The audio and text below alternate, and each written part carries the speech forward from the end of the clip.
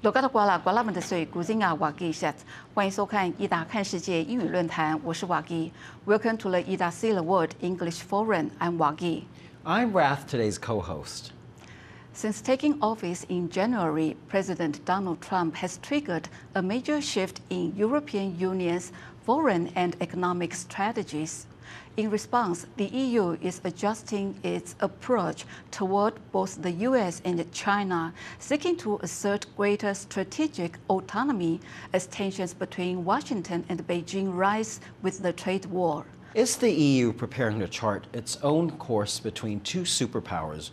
Will the tariffs pause lead to resolution or retaliation? And could Taiwan emerge as Europe's next key partner? In this episode of Ita Insights, we break down the latest developments in U.S. and EU defense capabilities, their impact on the war in Ukraine, look at Brussels' shifting strategy amid U.S. China tensions, and explore how Taiwan is working closer with Europe.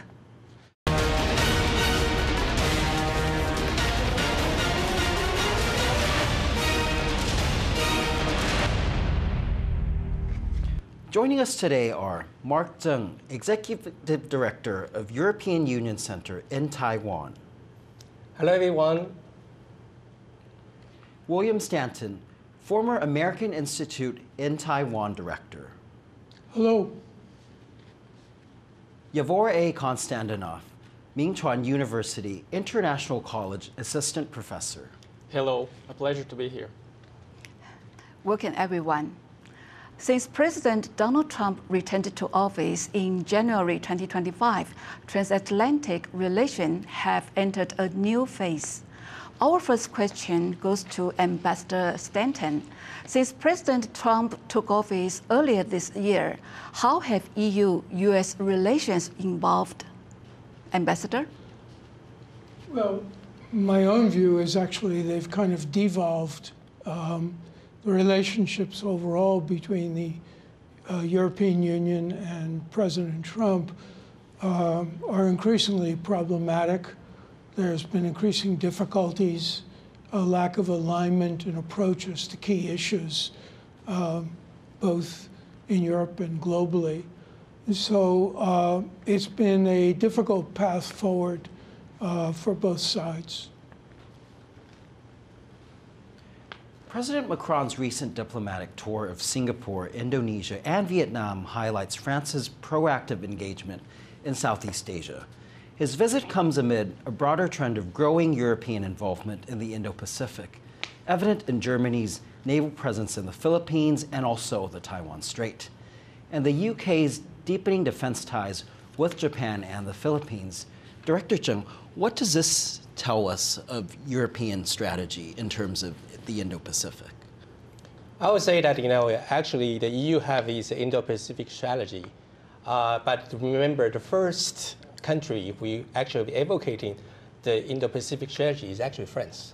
The France have its own overseas territory in the region. They are basically, the regional country, because they have territory in the region. So actually, it's also under the Macron's insisted that EU have this Indo-Pacific strategy. So you can tell that actually President Macron really played a very important role. So when the President Macron actually visited the regions, joined the Shangri-La Dialogue and visit Vietnam, Indonesia, and also Singapore together, actually they want to show to a stronger presence in the region, because usually the people think that EU is very good in policy, regulation, but how about the capacity? So I think, the President Macron's visit shows that, the France, not only France, the EU actually try to have a stronger presence in the region with a character with familiar, safe, and reliable, compared to other great powers in the region. So how about Ambassador? Do you have any comments to add? Well, in general, I'm happy that the EU, that France in particular, is taking more of an interest in East Asia. I think all countries in the world have increasingly a sense of a threat that China may represent to democracies around the world. And so I appreciate and welcome the involvement of France increasingly in Asia, and indeed in wherever else the French might be interested in playing a role. I think that's a welcome development. Okay. In response to rising global tensions and an increasingly volatile security landscape, the European Union has unveiled Readiness 2030, an ambitious 800 billion euros defense plan for European defense, formerly known as Rearm Europe. As a key pillar of EU strategic autonomy, it also reflects Europe's intent to better respond to threats on its eastern flank and in the Indo-Pacific. And Professor Kostadinov, what prompted the emergence of the Rearm Europe Readiness 2030? What do you think? First, I have to say that this is the step in the right direction. The plan signals unity, and it could serve as deterrent. It is, in my view, long overdue. It should have happened many years ago, particularly after Russia's takeover of Crimea. But the problem with the European Union in terms of security is the lack of internal cohesion in terms of threat perception, in terms of control of the troops, interoperability, different types of mobility and deployment of the troops. The European Union does have a permanent structured framework for cooperation in security, or for short PESCO. It's enshrined in the Lisbon Treaty in 2007, but it was only activated in 2017. Now, if we look in detail and the commitments of the member states in terms of security, we can focus on two that are crucial for joint projects or for this kind of development of cooperation. One of them is, for instance, the joint procurement of arms. And then this could give the European Union more power in terms of purchasing power. However, we see that there has been decline rather than increase of cooperation on that front. Different countries would have their individual interests, so they could not really agree on a common interest in terms of how to purchase weapons, for instance, from the United States. On the other hand, we also have joint projects towards research, development, and also collaboration in security. But then we also see here, despite their commitment to contribute from their budgets, they do not increase in that direction towards the joint product. They increase their individual budgets for defense, but not really for joint projects. I think this exposes vulnerability of the European Union in terms of security. It's all good that they have normative coherence, and now they speak with one voice, and the Rearm project is also a step in the right direction, as I said. However, we need to understand that there is a big disunity on threat perception. Take, for instance, Poland, right? Poland, on one hand, sees Russia as aggressor, as an enemy. On the other hand, Hungary perceives Russia as a benign and treats it in a very neutral way. Now, take, for instance, how Poland perceives NATO, and it over-relies, in my opinion, on the United States help there, right, and other countries as well, on NATO. So they perceive it, as Poland used to say, as home. But then we have France, who declared that NATO is brain dead. So this kind of internal divisions and the inability to speak with one voice, it is a pretty good weakness that we observe. And in my opinion, the European Union, although it has this step in the right decision, is very far from obtaining the desired autonomy and security so that it could stand on the world stage, on the global stage, as an autonomous actor. Ambassador Stanton, given all these divisions, but do you see Readiness 2030 as a result of Trump 2.0? Absolutely. I mean, what's happened is, I think, because President Trump has not expressed strong interest in NATO or in reinforcing it, it's inevitable that the European countries have turned inward toward one another to find alternatives for their own security. So now turning to the Russia-Ukraine war. Since Russia's full-scale invasion of Ukraine in February 2022, the European Union has been a key pillar of Ukraine's defense economically, militarily, and diplomatically. EU countries, alongside NATO allies, have supplied billions in aid and weapons, implemented sweeping sanctions against Moscow, and provided refuge to millions of displaced Ukrainians. Ambassador Stanton, how do you see the current negotiations between Ukraine and Russia, given the unpresence or the lack of European presence? Well, what I say is what negotiations? Because the U.S. has really altered U.S. policy toward Ukraine. In the past, the U.S. was a key pillar of support for Ukrainians in the face of Russian aggression. The fact that President Trump, in the famous meeting also with Vice President Vance, in which they paraded President Zelensky of Ukraine about not having any cards to play in a war with Russia, it's clear that U.S. support, both symbolically and literally, has diminished for Ukraine.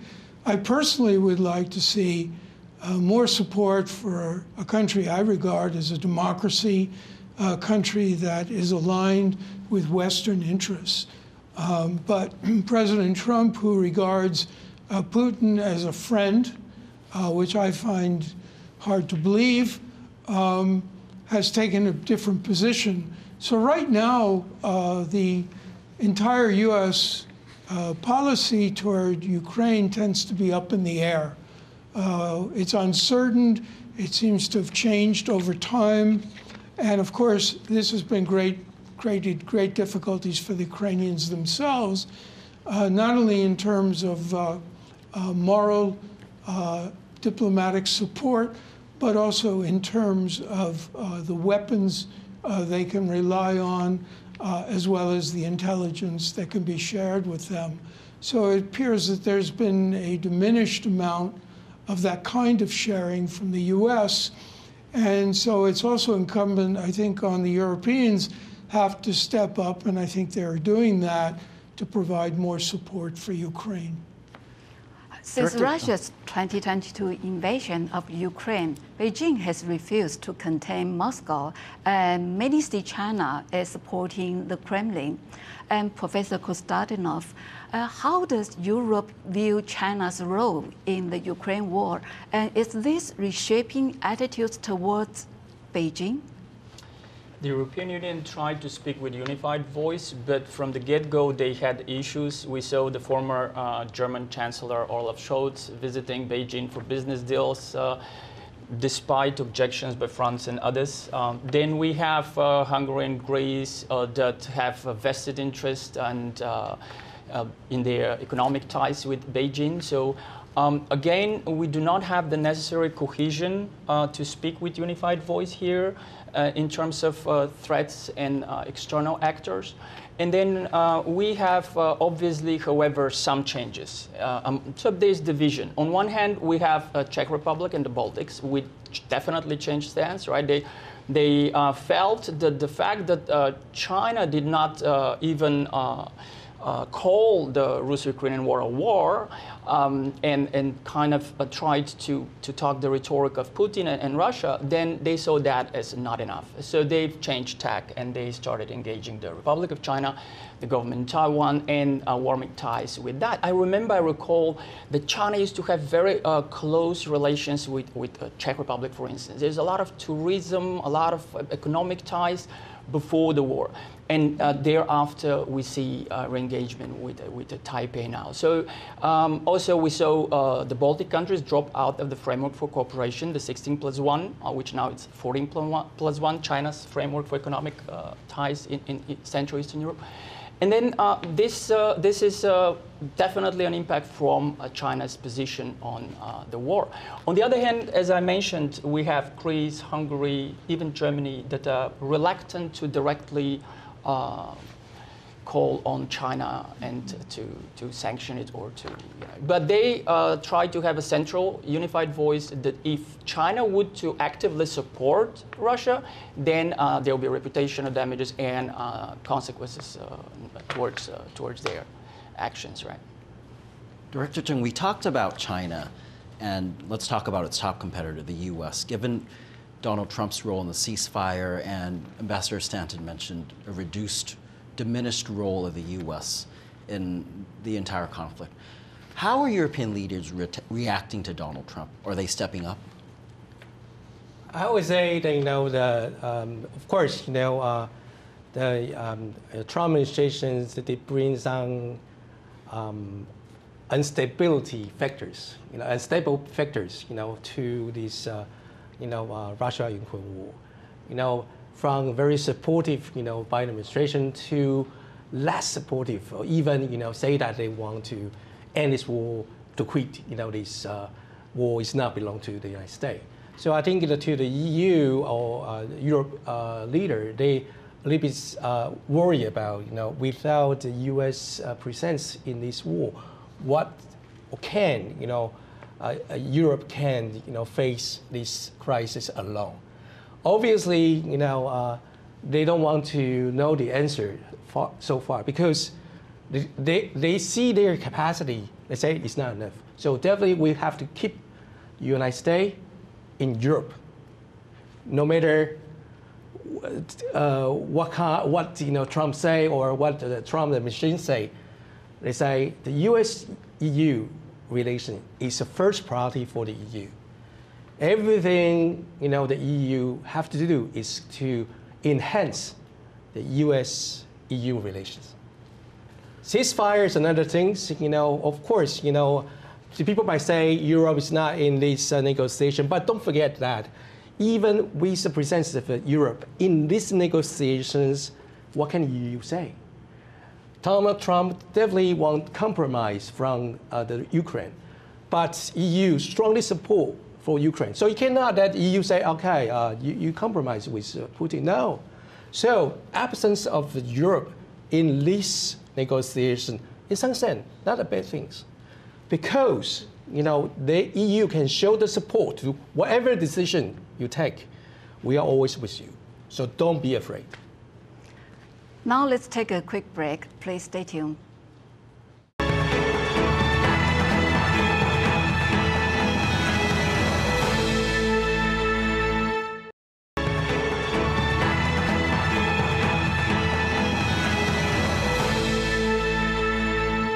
Welcome back to Ita, See the World. Now let's talk about the U.S.-China trade war and Europe's role.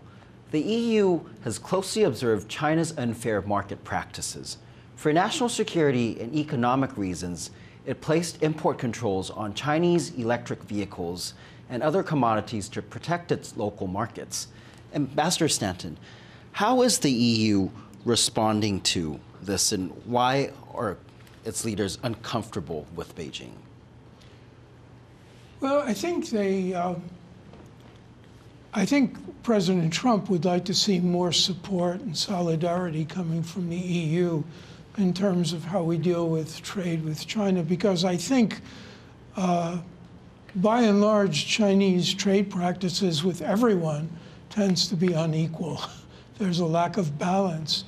So I think probably the Europeans have been privately cheerleading for the U.S. imposition of tariffs, although there's also been irregularity in the U.S. position on tariffs. They go up, they go down, and I understand July 7 is a new deadline for when Trump wants to see that there's progress on a trade agreement. Otherwise, more tariffs will be reimposed. So it's a very difficult situation for everyone, frankly. I think everyone feels that the trade with China has been out of balance, They'd like to introduce more equity in that relationship. But on the other hand, that's very difficult to do. And as we see, the U.S., which probably has the most leverage, up till now, I don't think has particularly succeeded in its trade war with China. I hope that changes. I think for too long, China's gotten away with too much. But you know, the thing is that China is an autocracy, so they can just order their entire society to do whatever they want. The United States has a lot of different stakeholders with different interests, private industries, some who have benefited, some who are suffering. And so it's a much more complicated equation for the United States than it is for China. And Professor Kostadinov, we've seen restrictions on Chinese medical devices and EVs to Europe. So how is the U.S. China trade war shaping EU decisions? It's interesting.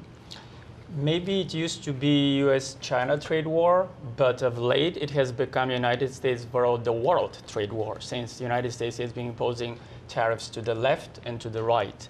So we should call it for what it is. First. Secondly, while the European Union is disunited, if you want, in security, it actually has a pretty stable and global market. So quite often people misunderstand or underplay that role. So obviously the European Union has its own interest in trade and also in economics, which would defend. And there was no surprise to me that when many countries lined up to cut deals with the United States after the Trump administration imposed those tariffs, China reciprocated immediately. And then if the European Union would have also aligned with the United States, then we could have kept calling it U.S.-China trade war. However, European Union a few days later imposed tariffs on the United States of its own, meaning that they want and proved that they can stand on their own feet. And I believe that it was one of the major reasons why the United States then put the tariffs on hold and change their way. We will see what happens if they would be reimposed. But there were obviously other factors that led to that decision, but the timing is very telling. The timing was very telling that influenced the United States decision. On the other hand, the European Union has been also taming China in terms of trade. For instance, I've been doing some research on China's expansion towards the European Union, not only in terms of EVs or also medical equipment, but even if we go back 10 years and so, they have very comprehensive institutions that deal with trade in economic affairs in the European Union. If you take the 16+1 framework with Central Eastern Europe, now it's 14+1 because of the Baltic states living it, we can see that that is a very sophisticated three-dimensional framework. It doesn't go government to government, it goes to the local levels with mayors and even below that. It also does not engage only those countries only in terms of economics, but in other areas. And on top of that, they also engage young people, future leaders of these countries. So it is very sophisticated and it is time-oriented. So did they succeed to get something out of that? There were a lot of shady deals, a lot of investment, yes, but then because of the lack of transparency, because of accusations of corruption and erosion of values, some even called that, then the European Union stepped back in and took control, imposed legislations, and also on top of it, then invested way more money in the Central and Eastern Europe. So there was a pushback, and by doing so, they tamed the desire of China to play a stronger role, even to use some of these economic advancements and institutions for what we call economic statecraft, or to gain some political advantages. Did they succeed? They had limited success. There were a couple of oppositions, particularly from Greece and Hungary, in terms of resolutions on human rights. infringement towards China. So they managed to stop that because, in the European Union, you need to have anonymous vote. But then when Greece and Hungary opposed that, then they couldn't pass those resolutions. But that was limited and it kind of finished because, now the European Union introduced those measures, right? So. In early May, China and the EU marked 50 years of diplomatic relations, publicly affirming a shared interest in cooperations on issues such as climate change. Yet behind the scenes, as we've heard from the professor, tensions are mounting. Ambassador Stanton, how is the EU feeling towards its relationship with China, given conflicting values? Can it continue to work with China as it used to do? I don't think so. As China grows in power, I don't think anyone can continue as before. I think China is increasingly powerful, it's increasingly rich, it's increasingly belligerent toward many. I think that we've passed a point where there can be a return to business as usual with China. I think the Europeans, like the United States, like other countries in the world, and certainly in Asia, there's a new growing fear of what China might do next and growing difficulties of dealing with China, whether it's in terms of trade, whether in terms of territorial claims, whether in terms of who controls the high seas around various countries. I think all of these are going to be increasing sources of concern. So, Director Cheng, how does EU perceive China's strategy and what does it expect to achieve in the upcoming EU summit in Beijing? I would say, definitely there are three sets of, type of EU-China relations. Either is, a competitor or is a rival, right? Or a partner, which I think is not the case now. So either competitor or a rival. However, I think, at the same time, EU have a lot of issues need to cooperate with China. So I think, the difference between the United States and the EU is that EU taking a kind of de-risking approach. That is not decoupling that we don't talk to you, we impose everything, then force you to actually, follow us, right? We try to communicate with you, but it must be risk-free. Means that we talk something that we all agree on, that is benefits for each other, there's no risk for us. But there are some problems we have to resolve together. For example, economic competitiveness, global, production, kind of probably worry about China dumping, a lot of things to Europe, when they're facing, the tariff from the United States. So this kind of issues that EU want to go through this kind of high-ranking summit to put a framework or a kind of create a good atmosphere. I don't think EU expect any concrete result from this summit. They probably say, okay, people-to-people exchange good. We have some trade-related issue, on the e-vehicle or others could be discussed during this summit. But I don't see there could be a kind of a comprehensive agreement on anything because I think both sides still need a trust.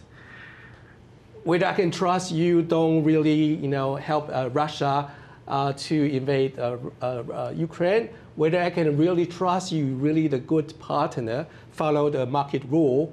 I think, so far, I think EU didn't see any signal from China. They are willing to play a goodwill partner for the EU. So I think they are looking for a real partner in the summit.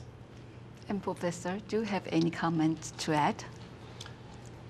I think that de-risking might be possible for the EU, given its own power as a single market, but decoupling would be a mistake, and I don't think that at present it's even feasible, right? So that is just to add to that. Yeah, thank you. Ambassador Stanton, as we heard from Professor Kostadinov, there's a deep difference between de-risking and decoupling. Given that it's a U.S. term, what exactly is this difference? Well, I think it's meant to indicate that there's a difference between rupturing the relationship with China but minimizing the negative effects of policies that China brings with it that are not in favor of whether the United States or its allies or Europe. But the problem is that I think from the Chinese perspective, they review de-risking as an effort toward decoupling from China. And so I think for them, they just see it as a negative. For other countries, for the countries that deal with China, it's considered a positive way of dealing with a China that's very prickly, very difficult, which makes demands. So people want to continue to trade with China, but they'd like to do so in a fair and more balanced way. So decoupling wouldn't be a red line for China, given that it sees it as one and the same? Well, it would depend on which country it was. Many countries, I think China wouldn't care at all. But other countries are very important to China. These include major countries in Europe, in Asia, certainly in the United States. So, I think that we tend to put too much emphasis on these terms. Everybody, in a sense, wants a good relationship with China, but everyone wants a fairer relationship, a more balanced relationship. The question is whether China is willing to make sufficient changes to create a more balanced trading equation for the world. Let's now take a quick break.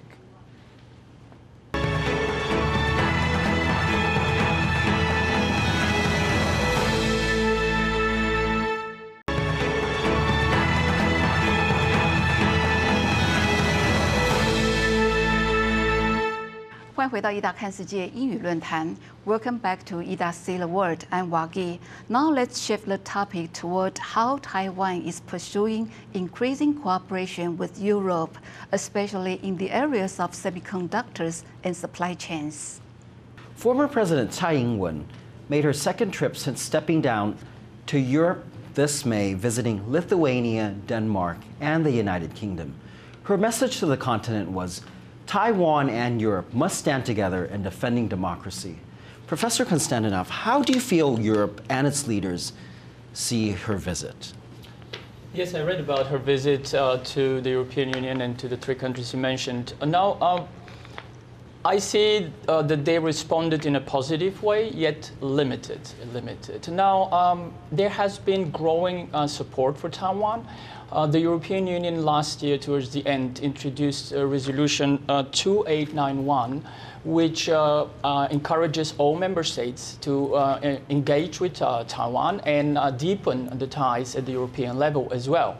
So this is all very good. Why is it limited, however, the response? I believe because many of the states still do not know, they're not aware of Taiwan's strengths. Many of them know, okay, Taiwan is a democracy, there are some semiconductors now that they are very, in the news, but they're unaware of Taiwan's strengths. However, on the other hand, they have the big market across the strait, and then obviously they want to balance that. So they don't want to be too overhyped, over-supportive towards Taiwan.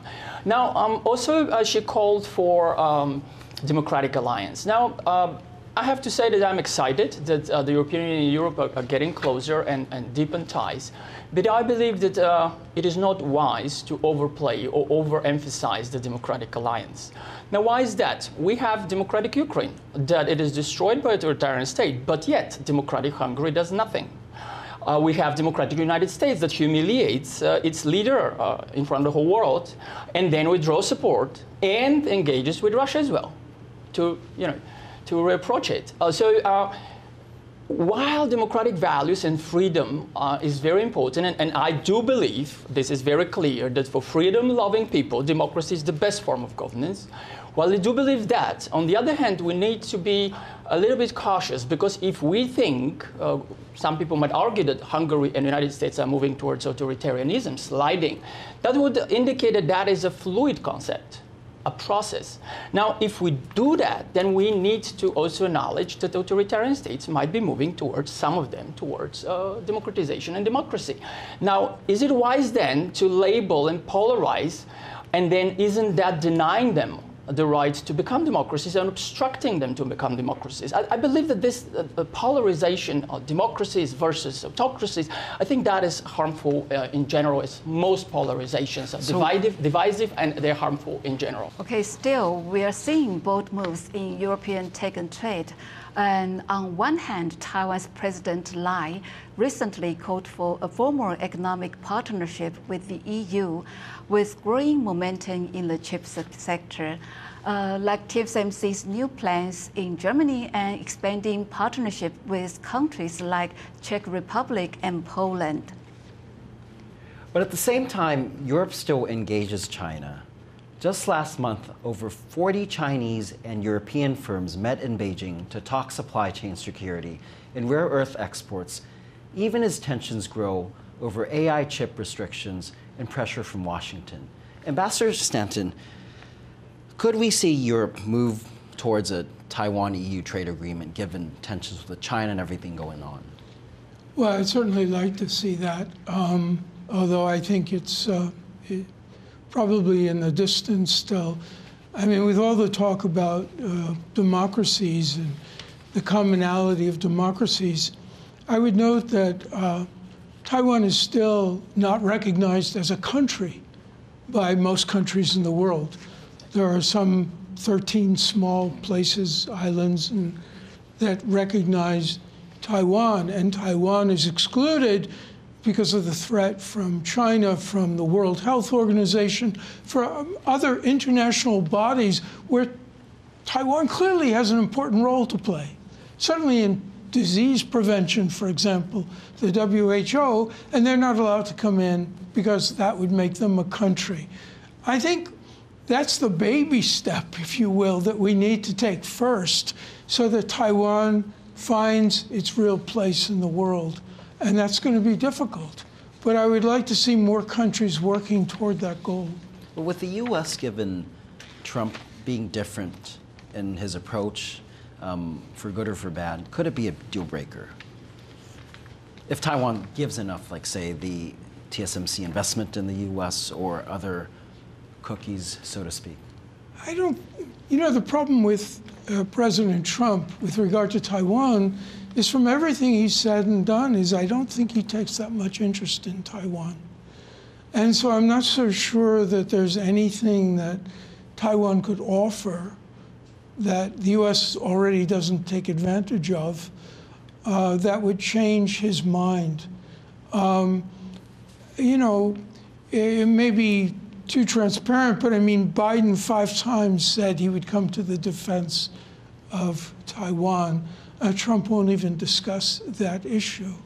So what he really thinks about Taiwan is still a mystery to me.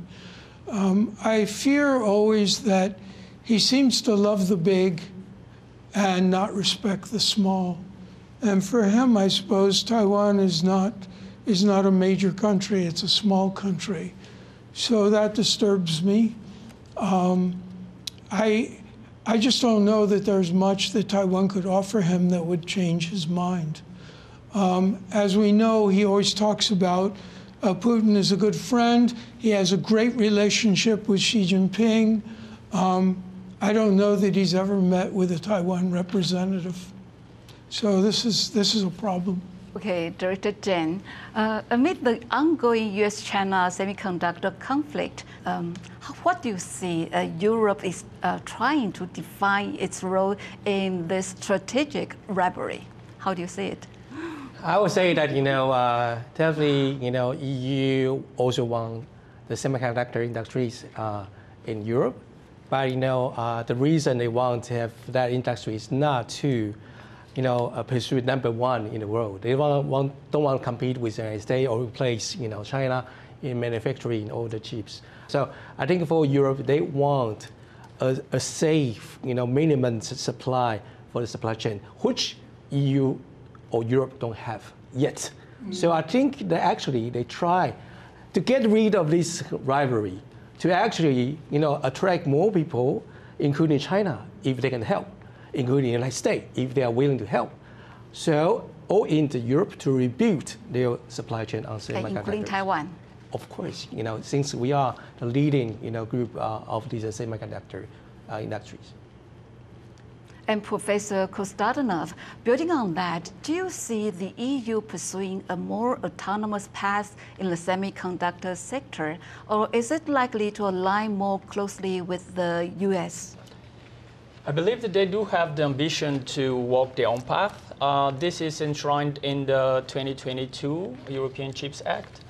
And they are very ambitious. They would like to increase their market share to 20% from the current 10%, which should happen by 2030. And that has been already pointed by many that is probably unfeasible and unrealistic, right? I also believe that. So I also believe that maybe something more moderate, as Director Cheng also said, something towards security of their own needs, de-risking at least in that sense. And also they will try to definitely ensure more security in terms of supply chains.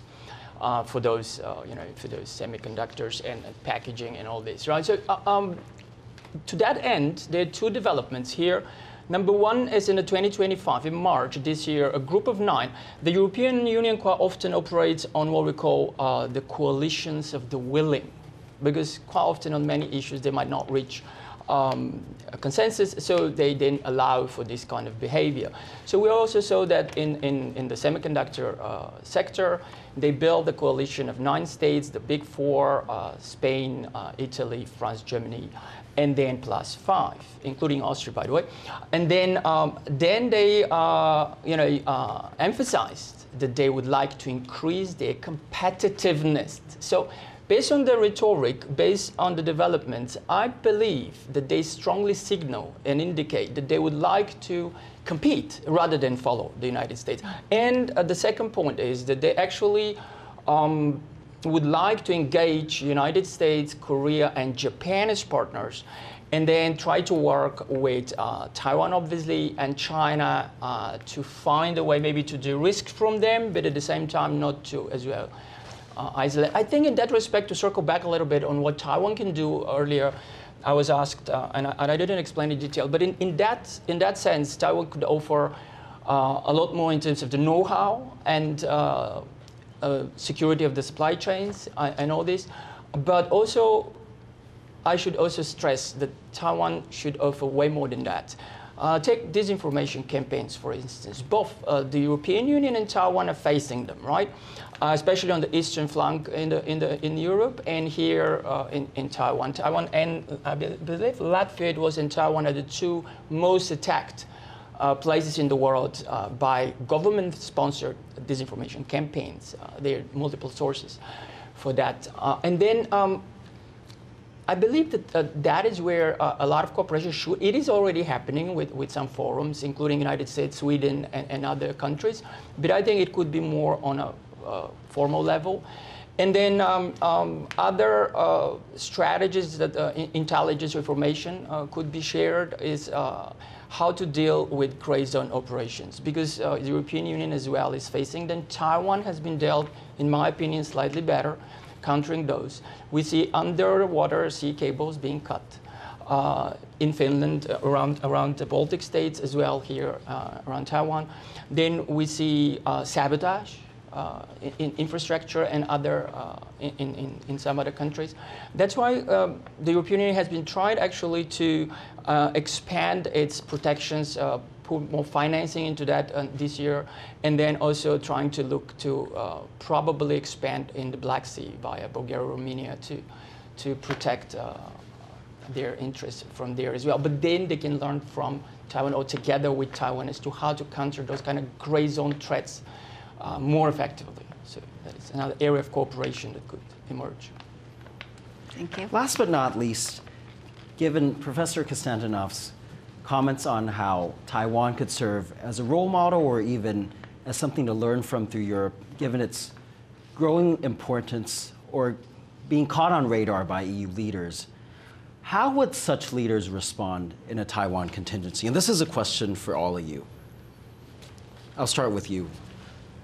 Of course, when we are in sort of crisis, we hope everyone will be on our side, help us, right?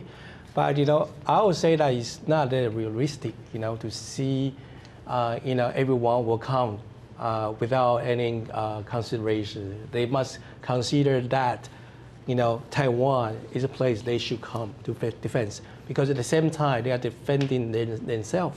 So it's not defending Taiwan, but for them, exactly defense themselves, right? So of course, semiconductors, is one reason why the European leader would say, okay, we have to defend Taiwan, because without Taiwan, in 2 weeks, all the factory in Europe will close because we don't have a supply of the chips anymore. But apart from that, what else? So I mean that definitely, we expect, the two sides can engage, not, in the crisis, before the crisis, that, both sides will prevent this crisis happen, is what we expect, Europe leader can do. Don't wait until the thing happens, then you expect the other to do the things. It's better that, both sides join together, enhance, both mutual interest. I think, that's the experience we learned from Ukraine. That's why Europe defending or supporting Ukraine so much, because they don't want it happen again. And Professor Kostadinov? Now, when you say contingency, we need to really define what type of contingency, given that we have outright confrontations, we have quarantines, we have gray zone strategies and tactics. It could be economical, military, or otherwise, or cultural. So if you're talking about the likelihood of a direct confrontation in a military sense, first, I have to be very clear, I do not believe that at present that is a very likely scenario. However, if we have to entertain a hypothetical, I believe that we started today's talk with European Union disunity in security and their rightful steps in the right direction with those plans to unite. However, as I mentioned, I do believe that they are far from a position where they could offer a solid support for Taiwan in terms of security. So again, either a coalition of the willing, which is happening in Europe in support of Ukraine, could emerge, few countries, more countries, or individual countries could support Taiwan in a limited way with financial or military aid, right? But they do not expect that the European Union as a whole would take security measures to protect Taiwan. That is out of the question. So what can, if that's something the European Union cannot do, what can the European Union do as a whole? As a whole, I believe that they could use their economic strength, and they would be putting probably some form of sanction towards whoever dares to attack Taiwan.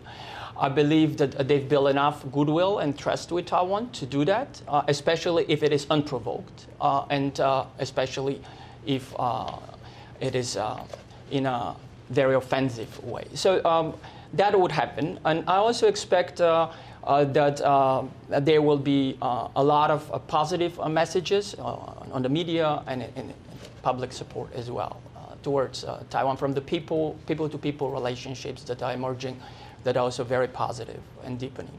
Thank you. Ambassador Stanton. Well, if there's a threat to Taiwan, it's going to come from China.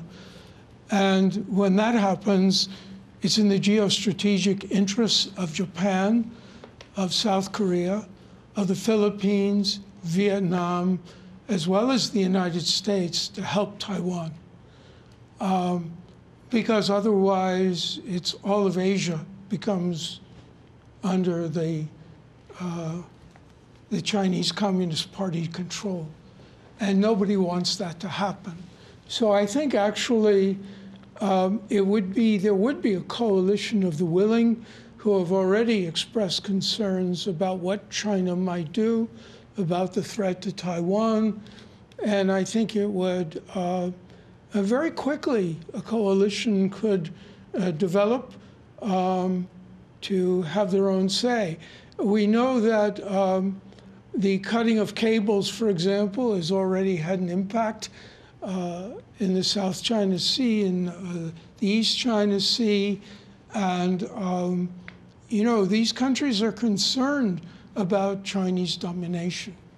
And so I think actually there would be considerably more support for a threat to Taiwan than we've seen support for the Russian attack on Ukraine. That's my own position. And then, of course, I think the United States would also, because the U.S. considers the Pacific sort of its part of the ocean as well, the United States would feel very much compelled to play a role as well. So this is something that I think the Chinese government has to seriously consider when they talk about taking over Taiwan. Thank you for your insights, Director Cheng, Ambassador Stanton, and Professor Kostadinov. And that wraps up today's ITA World English Forum. And thanks for watching. See you next time.